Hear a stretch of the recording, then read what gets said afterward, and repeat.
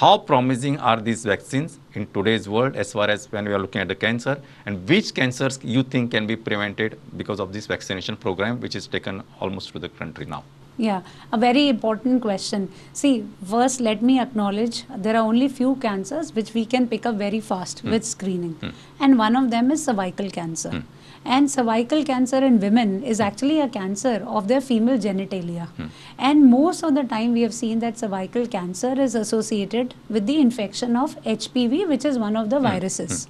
And what we know today, if women early in their life, which means when they are girls, when they are in the early reproductive age, if they can get a prevention against this virus, then chances are that they may not develop cervical cancer later.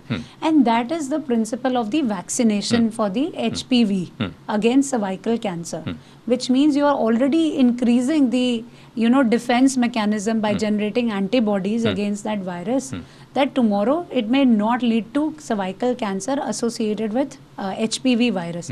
And that is why HPV vaccine is very important for prevention of cervical cancer. And if you would see, just last year, the government of India has also announced that now HPV vaccine will become part of the universal immunization program. Correct. That means it will be provided to all young girls before they attain active sexual life. If they take it before that, then there are very good chances that you can prevent the HPV infection and later on cancer. So wherever these vaccines have proven efficacy against those viruses that cause cancer, we can definitely take cognizance of that and use vaccines for those prevention of cancer.